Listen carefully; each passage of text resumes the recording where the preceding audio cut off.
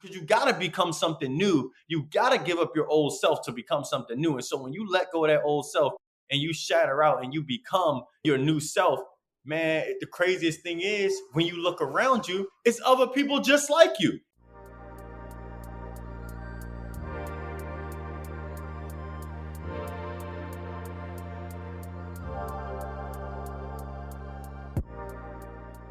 Welcome to Living Once Twice, a lifestyle design and personal adventure podcast.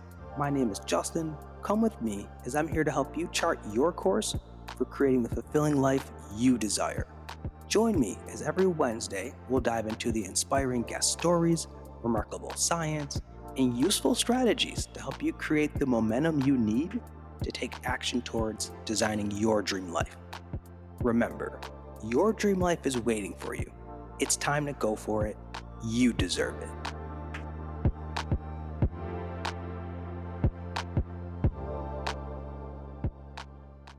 Greetings all, and welcome to Living Once Twice. Thank you for tuning into today's episode. I'm very excited to bring on today's guest, Bryan Scott. Bryan is a motivational speaker, advocate for mental health and self-development, self-proclaimed philosopher, which we'll get into shortly, and a gym shark. So, Bryan, welcome to the show. How are you doing, brother? Hey, man, I'm doing good. Thank you for having me.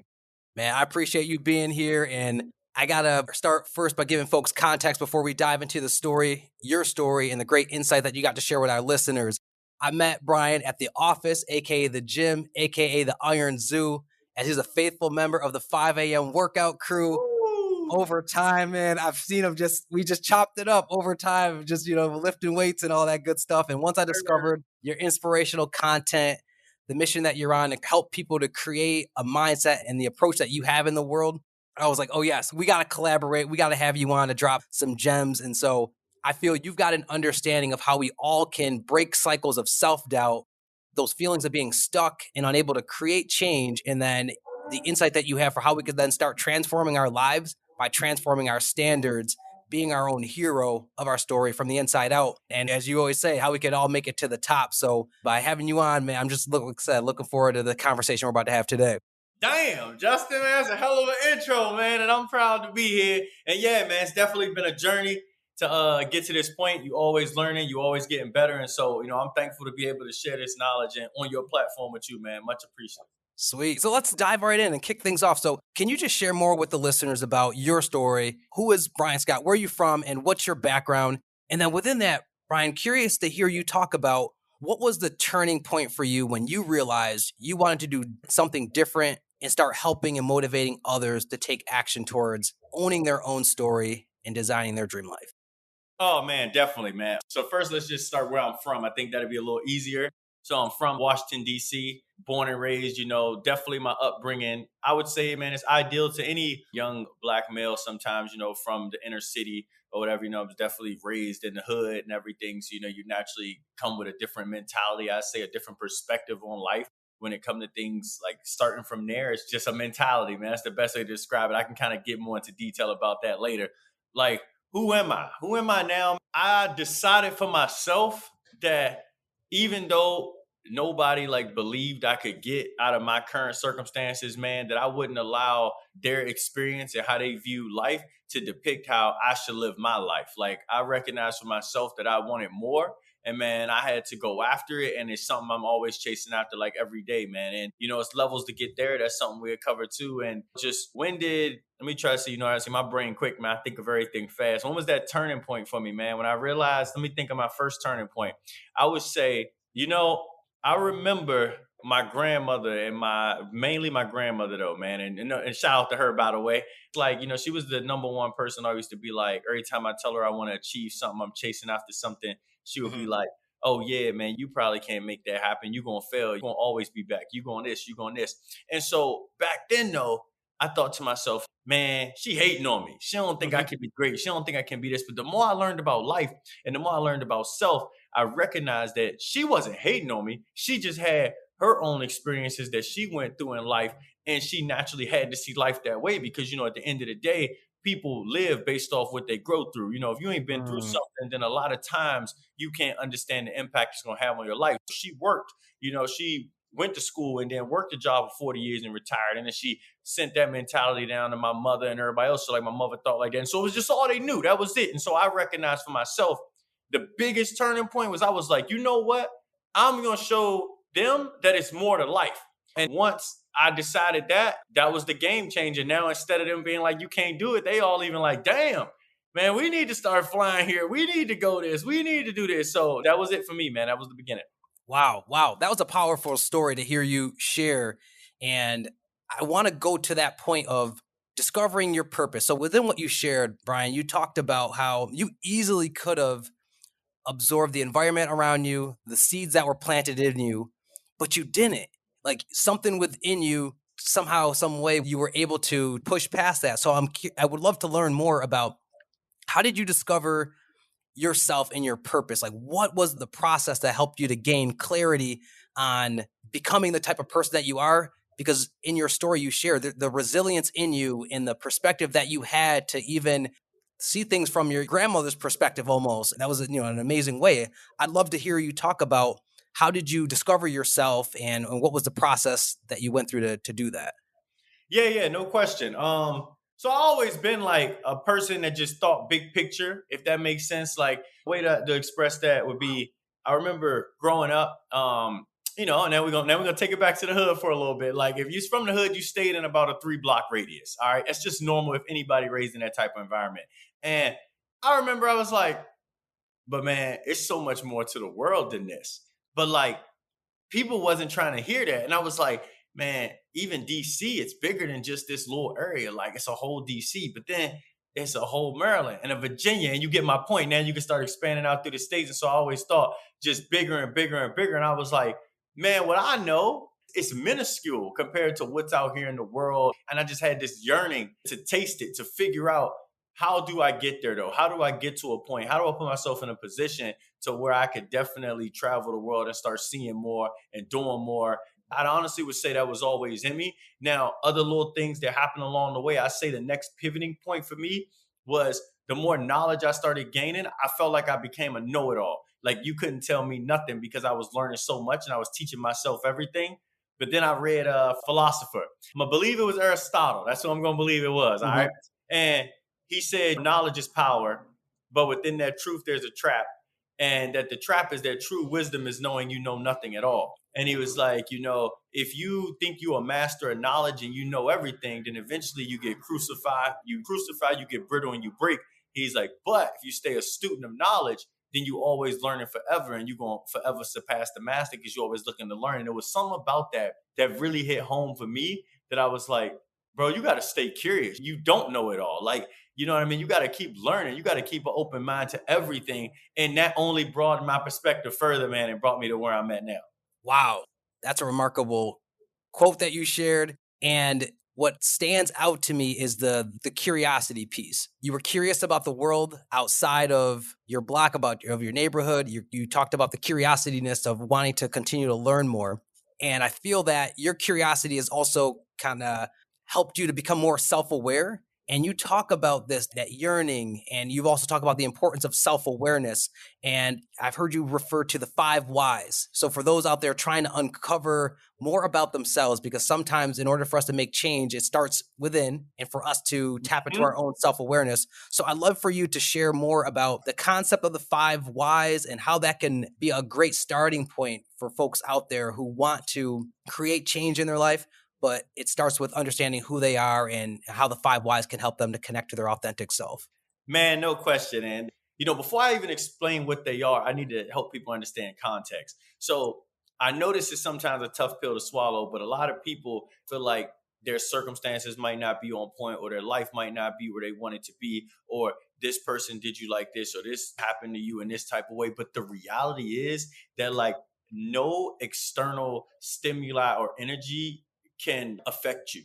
And that's the thing that's hard to grasp sometimes. It's like at the end of the day, how you actually respond to things, how when they come to you, you comprehend them. That's going to determine your reaction literally to every single thing on the planet. You know what I mean? Like it could go as something as simple as we sitting here talking, you hear your phone buzz, your head turn. At the Mm. end of the day, your head don't have to turn to look at that buzz because that's external energy. You've gotten so used to controlling you in some type of way that you just react to it. I think that's super important to understand first because then you're able to dive inside. Because if you believe that somebody externally can affect you or something externally can affect you and it's not your actual response to it, then it's tough to comprehend why the five whys are so important. So I want to start there. You know what I mean? The five whys, I mean, I definitely want to, I'll spit through them. No, one thing is just like, what is bothering me, man? Like, like whatever the circumstance could be, it's good to always just ask yourself questions. I think self-reflection is super important. And I mean, it's the only way you ever going to figure out what's going on with you. I always tell people, they'd be like, well, I got a husband for this, or I got a girlfriend, or whatever. Man, I can go through all the different scenarios. But I always tell people, you realize though, you could go to sleep next to somebody, but like when you close your eyes, you all alone in your own dream. You know what I mean? Like nobody's there with you but yourself. And it's the same thing with life. Like you can Mhm. have people that care about you and love you, but you still got to understand that you are you, though. You your own person. You know what I mean? Like, and those external things are there, like at points in times, but who you are on the inside is just who you are. Mhm. And so you got to figure it out. And then things like, when did this become an issue? I think that's really important to know because you got to understand at what point did it start affecting you in a certain type of way after it was bothering you. And then my next one I always try to follow up with, and it's usually in this order for me, like, how is this affecting my life? Because at the end of the day, like, it's one thing to know what's bothering me. It's one thing to know when it became an issue, but then like, how is it affecting my life? Is it keeping me positive? Is it putting me in kind of a slump? How is it doing this? And then the next one I always go to is, what could I do differently? To change this circumstance. Because sometimes you can actually keep whatever's going on, but you just need to figure out, do you need to pivot it in a different direction? Do you need to adapt? Like in that way, at that point, you can keep that type of energy in your life, but you just might need to move it somewhere else. You might need to compartmentalize a person, a situation, or a circumstance somewhere else. Maybe you just can't give that 100% or 90% or 80%. Maybe you can give it 5 and it can still be there. So you just got to understand that. Now the last one. Now, this is the tough one, man, but this is my best one. Am I willing or am I not willing to change? And that's just a simple question to everything to me. Like nothing's that difficult. It's like, man, am I willing to do this or am I not willing to do this?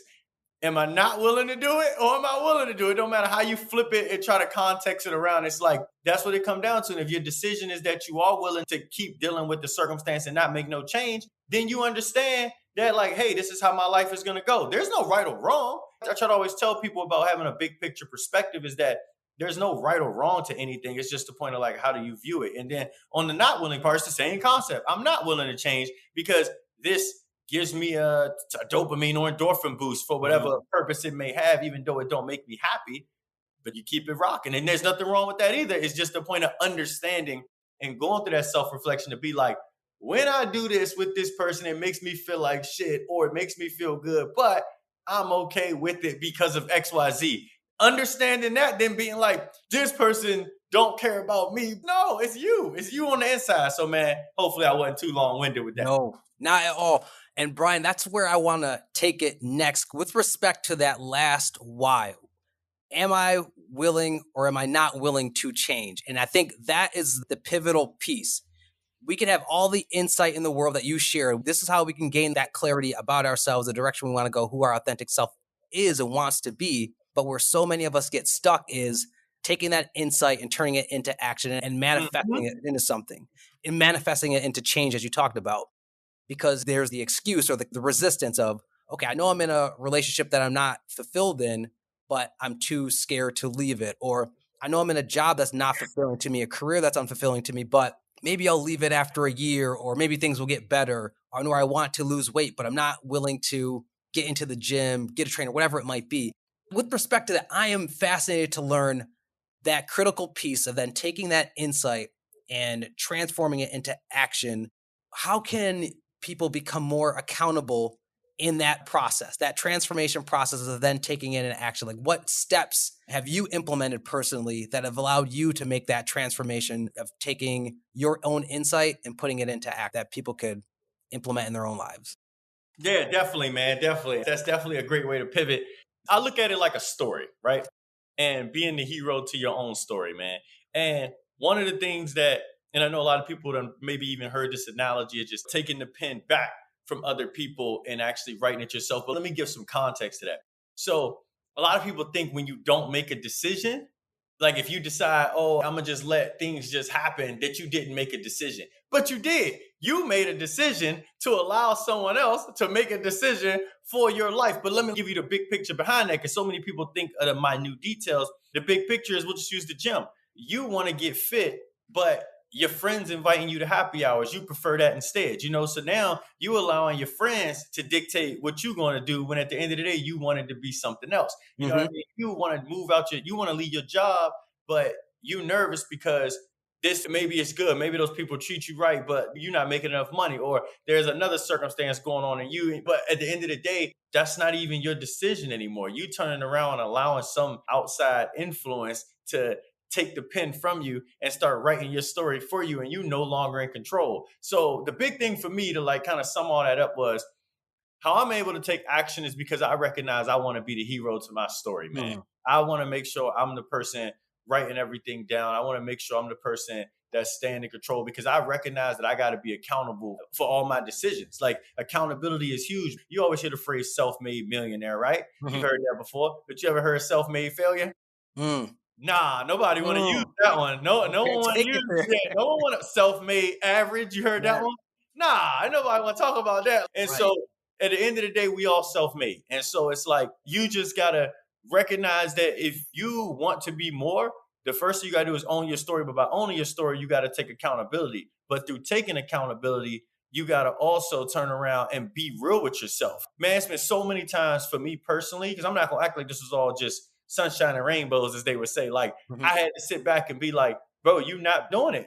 Why is that? I go through my whys and everything else, self-reflection. And then I'm like, hey, if you continue on this path right now, you're going to be a self-made failure. And I got to acknowledge that. And I got to take accountability for that. And then I realized, shit, I don't want to be that. And so now I'm going to go hard, because I want to be a self-made success. I want to be self-made happy. I don't want to be self-made comfortable, self-made get by, And so that's how I feel like you got to go about it. Now, I love where we're going here in terms of it all starts with you. Like, that's what's resonating and sticking out to me, is it all starts with us. And the other aspect I want to go back to is, you talked about the external piece. Like, yes, people can say things on the outside to you, but at the end of the day, no one can affect you but you. And Viktor Frankl talks about it in his book, Man's Search for Meaning, that in between the stimulus and the response is choice. Like, we all have a choice in the matter. And so what I want to talk about is this quote of those on the outside of us. And you shared just experiences of your own growing up. And I want to start with this quote here. It's that doubt kills more dreams than failure ever will, by Susie Chasm. And so I know another struggle that people have is dealing with the outside input, whether it's the thoughts of what people are going to think about them if they go about making this change, or just the feedback that they're already getting from people as they're going through the process. So I'd love to hear more about, how do you ground yourself to stay rooted in transforming your life in a positive way, in the direction that you want to go, while there might be the negative, whether it's thoughts or feedback or comments that others are making. Like, what has helped you to stay just rooted so that none of that outside input impacts the progress that you're making in your life? Ooh, hey, that's probably one of the biggest things I tell everybody. So a lot of people come to me and they ask me, like, just kind of how to start on their journey and where to go with it. And I always start off by telling people, man, first thing you need to understand is it's going to be a lonely road, because we all, at the end of the day, when you first start, are in some type of comfort zone. You know what I mean? And I want to give this analogy so I can break down this answer a lot better, And my analogy would be, I look at all of us like inside of a cocoon, right? And inside of this cocoon is comfortability. That's where your family at. That's where your friends at. That's everything you used to, all your life experiences and everything. And what's great about a cocoon, man? Inside the cocoon is warm, man. It's where you want to be. Like, it's home. That's what people call it. It's home. It's what I'm used to. And like, they think on the outside of it, though, like when you leave that comfort zone, they're like, it's scary, man. They don't know what's out there, so they rather stick to what they know. And so the big thing for me was always recognizing that, man, to break out of that cocoon, what was it going to be like? And then right when you leave that level of comfort, man, you learn something that, yeah, you might lose family, you might lose friends, you might lose your old experiences. Because you got to become something new. You got to give up your old self to become something new. And so when you let go of that old self and you shatter out and you become your new self, man, the craziest thing is when you look around you, it's other people just like you. Now you only run into other people that's, into self, like thinking positive, that want to be great. And you be like, holy shit, I didn't even know y'all existed, because this whole time I've been so stuck to what I knew. So to kind of like use that analogy now to answer the question, like about circling back, it would be, how do I stay grounded? Man, it's recognizing that I can care about the opinions of other people, but like they don't make me, they don't define who I am. You know what I mean? Like, and my past could definitely play an experience in my life, but it don't define me. I got a phrase, it's called YOLO. As you know, you already know YOLO is you only live once, right? Mm-hmm. But my phrase is YOLO. It means you only die once, but you live every day. And every single day you got the opportunity to become better than you were yesterday. And that's how I recognize it, man. Yesterday don't come looking for you. Tomorrow not promised. So you got to live in the moment, and you got to make sure you're just pushing yourself to, like, to be your best, man, each day. So like each day you just got to wake up and know that you can go at it, man. If yesterday wasn't as solid, just wake up the next day, keep going at it, man. And I promise you'll find a sense of self and recognize that, like, yo, I can do this. Like I'm good. Bryan, I love it. I love the story that you're sharing of ways that people can build their inner credibility, their inner confidence to keep going, especially when they step into the uncomfy zone as they're working through this process of evolution. And I agree with you completely that you have to let the old you die in order for the new you to give birth. And you talked about some of the blessings or the things that blossomed out of it. You started to recognize that there were other people around you doing the same thing that you could build in and you can tap into in terms of Yeah, I expanding met your you, man. community. You feel Yeah. me? Like, you know what I mean? Like, met you off the back. Like, this Yeah. is what we gravitate towards, Yeah. man. And, yeah, exactly. Like, here we are. So speak more about how do you prime your environment? You talked about, all right, there's others people that you can connect to. You talked about affirmations. Like, what are other tools or things that you use to prime yourself to make sure you keep this environment around you that is feeding the momentum and what you're building? Is the gym a part of it? You spoke about books. I would love to know. I'm just curious about to hear more of, like, what do you build to create that environment that sustains you? Definitely. No question. It's habits, man. And I want to break down habits, though, because I know sometimes a person like, man, go ahead with that habit stuff. Like, but Mhm. what I mean by that is this. So I think it's great to have a goal. It's great to be like, I want to be at, $1 million by the end of the year. I want to make it to 1 million subscribers on YouTube. I could go down a whole bunch of list of goals. Like, that's great to have. But your habits are literally what's going to define you every single day. So like for me, myself, I got a board where Mhm. literally I wrote down every single like thing that I want to accomplish each day. And the goal in my mind is only at the end of the month to accomplish every single one of those things over that time frame. And I promise you, by doing that every single day, it changes. But now let me add on. You gotta, like, this is when you gotta know self. You gotta watch how your habits do you, man. Like, one of the habits I used to struggle with was making sure I don't smoke weed during the week. This is a great one though, because it's gonna matter to a lot of people, I think. But what I recognized was anytime I sat on my couch, because that's the place that I smoke weed, like, I would find myself wanting to grab a J. And then I was like, wait a second, but it's not even that, like, it's not the weekend. It's midday doing work, but I ain't recognized my brain was triggered with a habit of, when you sit here, this is what you do. And so what I learned to do was being like, oh, so I just need to disposition myself somewhere else, to work on reading my books, to work on my side projects. Like, and then you start recognizing that your body just naturally forms those habits in different places that you go. I know 4:30 when I wake up in the morning to hit, like, my body naturally knows to get out the bed and go to the gym. It's just normal. It's flowing. I learned that at 3:30 when I get off work, I like walking out to the lake, and my body naturally walks out there with a book and starts reading. But guess what? I wanted to take it to another level. And so now I'm about to add on what I like to tell people about too. It's called compounding habits. Mhm. That is taking the habit. When you want to do more, man, you can't, it's super tough to just add in something. It's super tough for me to just say at 9 o'clock every day, I'm going now do abs before I go to sleep. Man, that sounds real good. And it might only take 10 minutes, but that's tough if your habits don't already lead up to that. So like for me, what I do is I compound them. So I knew 3:30 every day, I leave the house, I go out to the lake, I read my book. So now I also want to work on my brand while I'm out there. So what do? So now when I'm reading my book, I could turn around and jot down notes that may be good for me to turn around and like use into some projects later. You see what I mean? You compounding what you already Mhm. doing versus you turning around and trying to make something new, and that's just the big thing. And when it comes to canceling out those bad habits, that's tough. I'm not gonna lie to you, but it take a sense of self.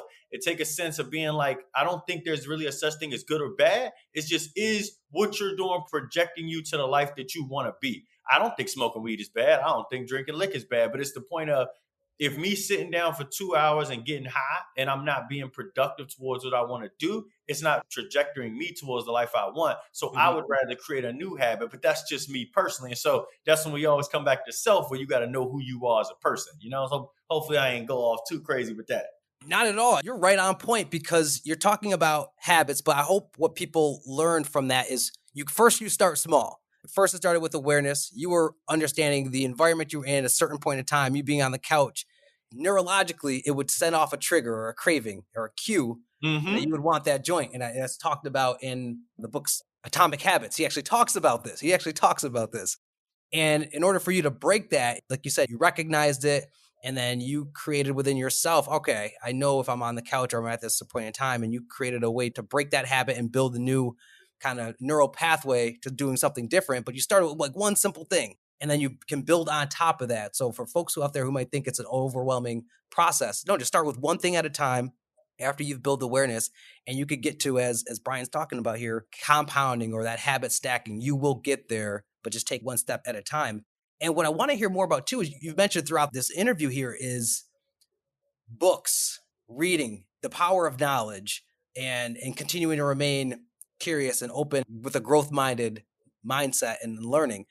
What's the brain food, as I call books? What's the brain food that you're feasting on or that has been pivotal to your journey, that folks out there listening would be like, all right, these are some great starting points for me as I'm trying to become the own hero of my own story? Ooh, man, you starting out and you want to figure out self. You know what? I would start with, and this is now, let me give some context. If you're a person that's literally just starting to work on self, I believe you should start with the book called The Subtle Art of Not Giving a Fuck. Mark Because Manson, right? yes, sir.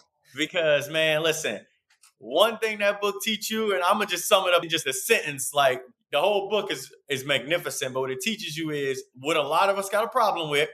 When you give a fuck about every single little thing, you don't got enough going on in your life to give a fuck about.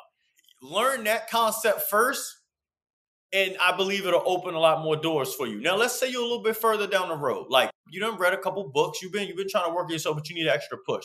Then I say I would go the route of Can't Hurt Me, David Goggins. Ooh, I'm gonna say Goggins. it because, man, it's tough, it's real, but I believe once you learn a little bit about self, you can take on the realness of it. Like, there's a realness to being like happy. There's a realness to wanting to be more than what you are today, and that realness is like not looking for everybody be like, oh, it's okay, you're not this, and you're no, you need to look in the mirror and say, yo, I'm not where the hell I want to be, and I want to get there. And I believe David Goggins really teaches some deep concepts behind that, man, and that, like, it's next level, like just showing you the realness behind like self-development. And man, if you want to, I feel like if you've now been reading books, man, you know the realness, but you're just trying to dig more into your brain, then I would go with probably my favorite book of all time to this day. It's called The Mastery of Self. That's real high depth knowledge of the brain and the mind and concepts of the mental. And like, that was a game changer for me. Oh, wow. You dropped some recommendations for folks to check out, including myself too. So I appreciate that, Brian. And I want to go back to how we kicked this conversation off and reading your bio about being a self-proclaimed philosopher. What Mm. do you mean by that? Shed some more light on that for me. Yeah. So like, man, I think for myself, not I think, man, I know for myself that philosophy has always been something, with analogies and mental concepts and everything else. And my belief behind it, where I've become a self-proclaimed philosopher, is understanding perspective. So I will never tell a person what they should or should not do. I don't believe there's a right or wrong to anything. I don't believe there's a good or a bad. I believe there's experiences or Like, yeah, there's personal experiences which have developed mental concepts or perception of things that naturally, as a human, this is all you know. So this is how you react.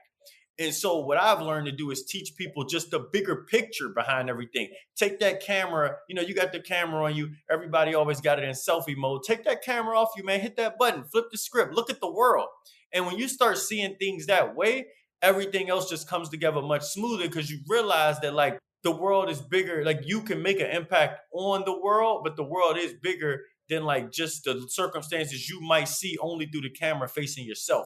And so my philosopher mentality is literally teaching everybody to stay curious, man, like see the big picture perspective to life, because that is how you're gonna really like achieve all like your goals and greatness that you want within yourself. So that's what I mean by self-proclaimed philosopher, man. The one who teaches the big perspective to life with unconditional love behind it.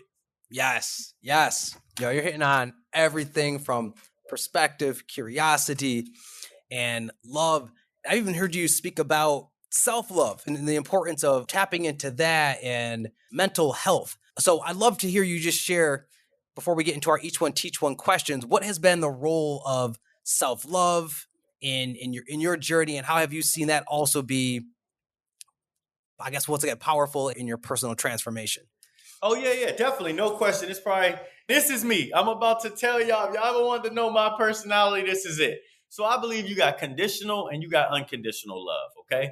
Now, neither one is good or bad, but I want to break them down. So, conditional love is when you deal with people based on your own value system, and unconditional love is where you respect the views of everybody else, but you don't have to agree with them. Now, let me divide what that is. So most people love conditionally and they love themselves conditionally. So I'm not even going to speak on like other people. Actually, it's easier to just do it this way. So let's say you got a friend. No, let's just use me. Somebody come to me and they say, hey man, I'm trying to get fit, right? And I'm like, okay, cool. Well, you wake up 5 a.m., man, you eat like this, you run this amount of time, you do XYZ, right? They go do that for a full 3 months straight. Like I told them, they come back, they not fit, right? A conditional person, they would be like, oh no, you just not going hard enough. You need to go even harder, right? Because you only thinking on your own value system and you don't have bad intent, but you can only see how you see things. And now I can flip that now to even going to the gym for yourself. Let's say you look in the mirror, right? And this is where self-love is huge to understand. Do you love yourself conditionally or do you love yourself unconditionally? And what that means is like, so you turn around, you look at yourself in the mirror and you say to yourself like, I look like a slob. I don't look good. Yikes, right? Now you get disciplined, right? You go crazy in the gym, man. You go 6 months straight. Next, you get the body of your dreams. Yes, it took hella discipline to get there, which you should definitely be applauded for. But now you got the body of dreams. Now you love yourself. You're like, oh my God, I love myself. But now what happens if something happened to you and you turn around and you gain that weight again? Do you still love yourself? Do Mm-hmm. you still care about who you are? No, because you loved yourself conditionally. And it's the same thing with conditional goals. And I mean, that's a whole conversation for another day. But yeah, so that's that. And then unconditional love is like, let's go back to that gym analogy. So now the person come back to you 3 months later after you gave them your advice, you turn around and you say, hey, you know what? That worked for me. Maybe you actually got another path that you got to take to get fit, but I definitely gave you my best option and I hope you can get there. And I mean, I can help you the best I can. You see, because you still trying to help them, but you know that your way ain't the only way. And it's the same thing with now with love for yourself unconditionally. You look in the mirror and you look at yourself and you like, damn, like I'm not as healthy as I want to be, and I definitely need to like care about myself a little bit more, but I still do love myself, but I just want to look better for me. And I just want to, get a little bit more healthier. And this is this. Now you go hard for 6 months and you dumbass jacked, right? You happy as hell too. You got jacked, you disciplined, you feeling great about life, right? But guess what? If something happened and you put on a little bit of weight, you still love yourself regardless. And so asking yourself, do you love yourself based on conditions? Do you only love yourself when you got makeup on? Do you only love yourself when you look a certain type of way? Do you only love yourself in designer? Or do I love myself 24/7 regardless of everything is so important. Like you got to find that unconditional love for yourself. And that's what I found. Before I was actually a conditional person, I didn't recognize it. And then I realized over time, like I've gained unconditional love for me. And that was like game changer. Whoa, wow. I love that you took it there. And it goes back to we got to be our biggest booster. We can't search for outside or external validation. Like it all has to come from within and rooting ourselves in the love of ourselves. I mean, just that in itself, that foundation of what it could build for us is limitless. So, Brian, I appreciate that. So, we're going to go into our each one teach one rapid fire questions, Brian. So, what I'm going to do is I'm just going to share with you a question and you just tell me whatever answer just comes to mind. You ready, man? Yes, sir. I'll do my best. All right. So, I'm going to change this one up a little bit. So, think about all of your years of schooling. What is one thing that you believe needs to be taught in schools that is currently not taught? Woo! Finances, business finances, man. I think like two things. How to use debt to make money is one thing I think that's super important because a lot of people think you need money to actually like make money. And that's not true. You know what I mean? There's a way to actually use debt to get more money. But the thing is, you got to develop a skill set for someone to trust in what you actually can do to be able to lend you that money, to be able to actually make money. And so understanding just that business philosophy of money and how money works, like, man, that'd be major because I know for Mhm. myself, I didn't learn any of that. And so I had to like learn it on my own. There was them financial and accounting classes. They don't teach you that, man. They teach you asset liabilities. But what about the cash flow quadrant, man? What about income statement, like the things that the bank they turn to ask you for, and that literally decides, how many assets you got, how many liabilities you got, and if you actually even what you're worth. You know what I mean? So I just think more in depth on those business classes would be great. Yeah, great answer on that in terms of the lack of self sustaining knowledge that maybe we don't pick up at school. Mhm. So that's a great one. So, what's one habit that you had to cultivate that's been impactful in your life that you would recommend to folks? Yeah. Okay. When it come to reading, right? It's easy to be like, I read 52 books a year. All right.